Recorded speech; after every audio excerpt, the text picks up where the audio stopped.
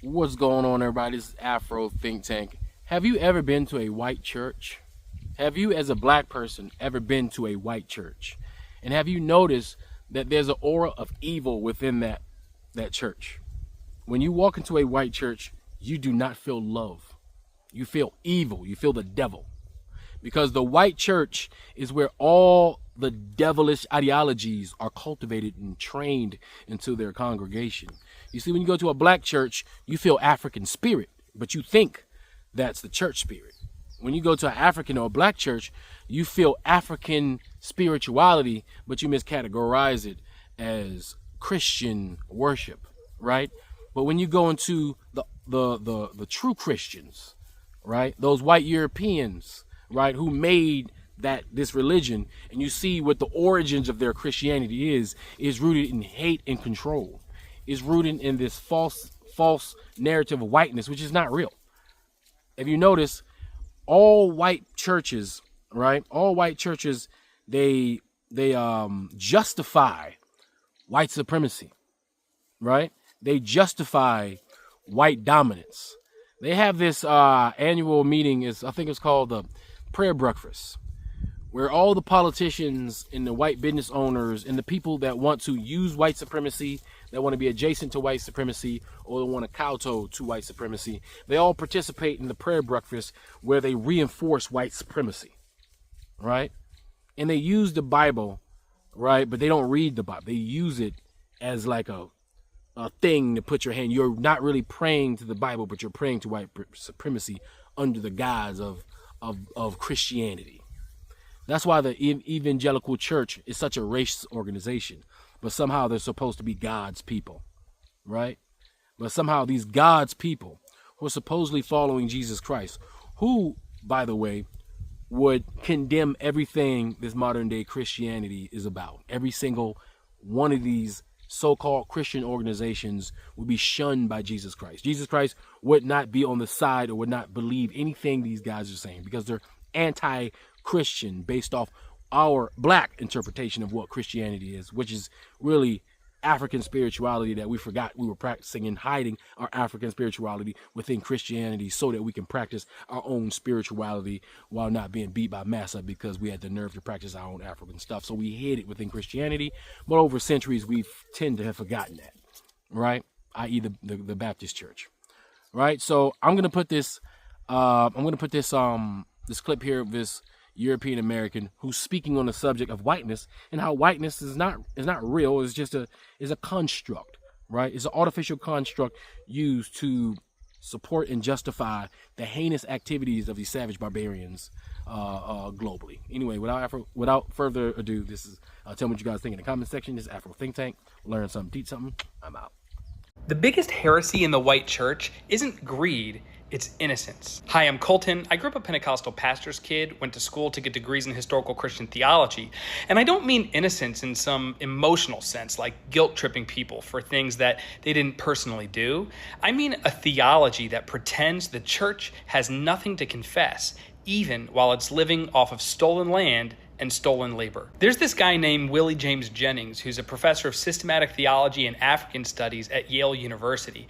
And before you think I'm some self-hating white person, I'm not talking about white people as individuals. I'm talking about whiteness, something that Jennings calls a theological imagination. In this video, I'm drawing on two works from Jennings. The first is called The Christian Imagination, Theology and the Origins of Race, and the second is called After Whiteness, An Education in Belonging. Jennings says that whiteness was formed when European colonial Christianity severed people from place and place from people, and turned the Gospels into a tool for possession.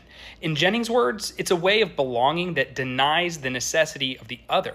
And he says that denial didn't just happen in the age of Columbus. He says it's still happening today. Whenever a church imagines itself as the default, unmarked or morally neutral, and therefore innocent. And when I say white church, I'm not just talking about a congregation that's predominantly full of white bodies.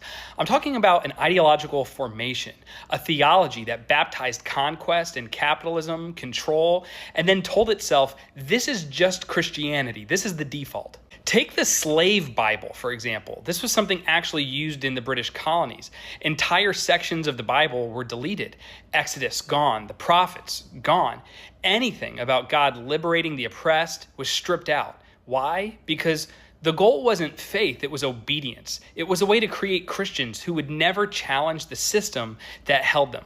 That's what theological whiteness in action looks like. A belief that your version of God is the version, neutral, universal, and above critique, and therefore above confession. I think an interesting place that this shows up in the church today is in worship music. Many evangelical worship songs function like what you could call a colonial lullaby. They're soothing, repetitive, emotionally uplifting, but often detached from the real world. There's no mentioning of injustice or poverty or the material conditions that people live under. Take, for example, like Hillsong's song Oceans, right? If you ever heard that song, it's beautiful, yeah, but it's completely abstract. God is somewhere out there. Faith is kind of just like a free fall, and there's no clear direction beyond just this emotional sense of surrender. Now contrast that with Go Down Moses or Wade in the Water from the Black church tradition. Those songs don't just worship, they resist. They locate God right here in the middle of the struggle, and they take sides with the oppressed. One sings you to sleep, the other sings you awake. Now, here's an interesting thing about the way whiteness and the myth of innocence work, is that they don't just hide racial harm, but they hurt white people as well. It damages class solidarity. You know, I love Fred Hampton, right?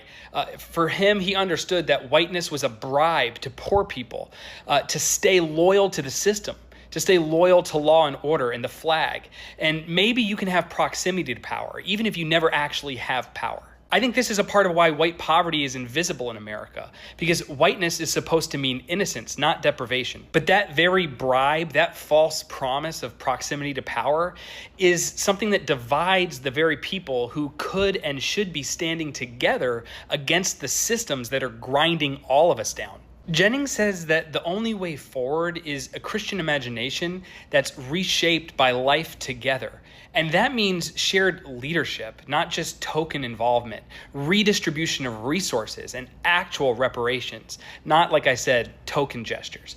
It means worship that names suffering, not worship that helps us escape from confronting the realities that cause that suffering. And there's another incredible theologian of systematic theology at St. Louis University named Ruben Rosario Rodriguez, who says that the problem isn't just race, it's theological. It's this refusal to confess. And Rodriguez says you can't be a Christian without confession. Free Sudan! Boycott diamonds and gold! Free Sudan! Boycott diamonds and gold! We most definitely cannot forget about the people of Sudan. Wait. Before you go, for all my subscribers and philanthropists out there, I'm building a solar power community water bowl system in Nigeria. It's going to cost between $5,000 and $6,000. I'm trying to raise money. If you want to participate and help me build this solar power water system, please donate to the Cash App and put solar water in the notes. Solar water in the notes. I'll put PayPal, Stripe, and Zelle. Anyway, thank you. That's all I got to say. It's Afro Think Tank. Learn something, teach something. I'm out. Thanks for watching Afro Think Tank. Don't forget to like, share, and subscribe. And follow me on Substack and Patreon for more content. Remember, it's Pan-Africanism or nothing.